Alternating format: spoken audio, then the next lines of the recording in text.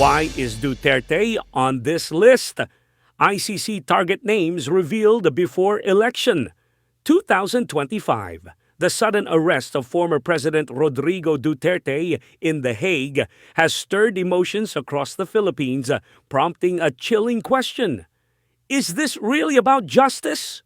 Or is it just another strategic move ahead of the crucial 2025 and 2028 elections? Vice President Sara Duterte has broken her silence on the stunning arrest of her father, former President Rodrigo Duterte, in an interview held in Carcar, Cebu. In her candid remarks, she pointed to what she believes is the real motivation behind the former leader's detention: the coming elections and the battle for political dominance.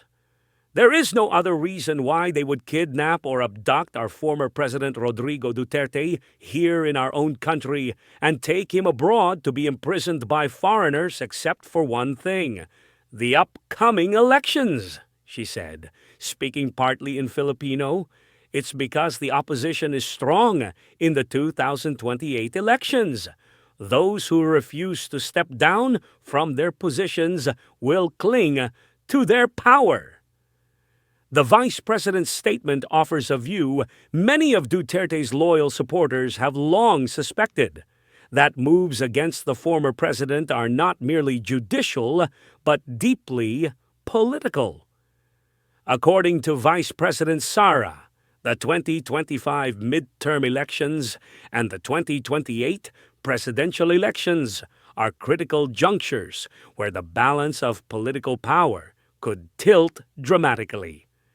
In her view, eliminating key figures associated with the Duterte administration, beginning with the patriarch himself, serves as a calculated pre-election maneuver. While Malacanang has yet to comment officially on the issue, the political world buzzes with speculation.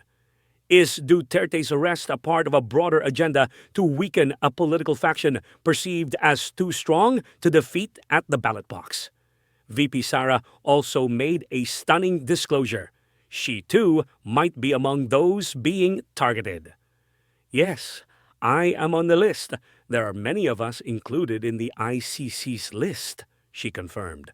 She explained that she discovered this after noticing suspicious changes during her recent visits to The Hague. Initially, she was allowed to visit her father daily without restrictions. But suddenly, visitation privileges tightened, and authorities began recording conversations between her and the former president.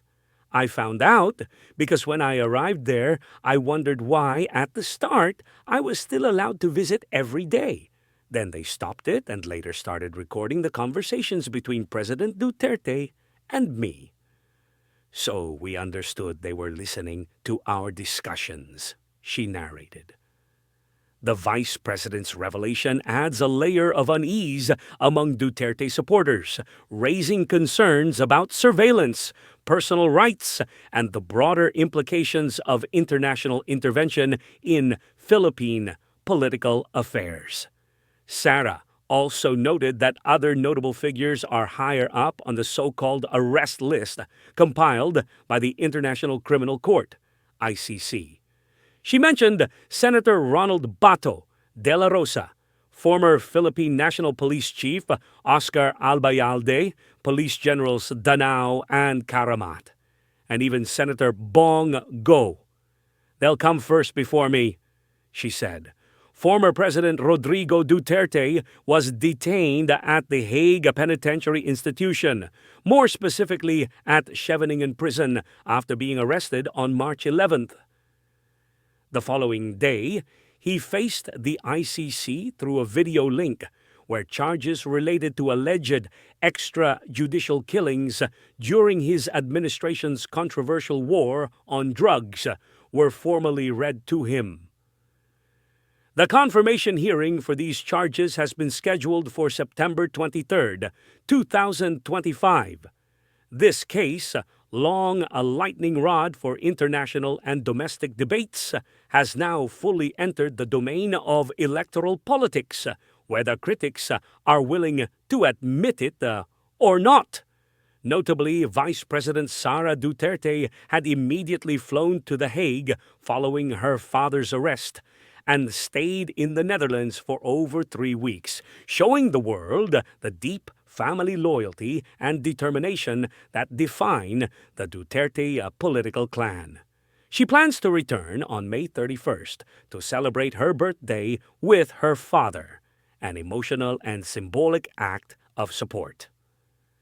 Meanwhile, Duterte supporters see in these developments a chilling pattern, one where law and justice are potentially weaponized not just to punish perceived wrongdoing, but to sideline political threats before voters even have a chance to decide for themselves. The situation surrounding former President Duterte's arrest transcends legal proceedings. As Vice President Sara Duterte frames it, it is deeply entangled with the upcoming elections that will decide the future direction of the nation.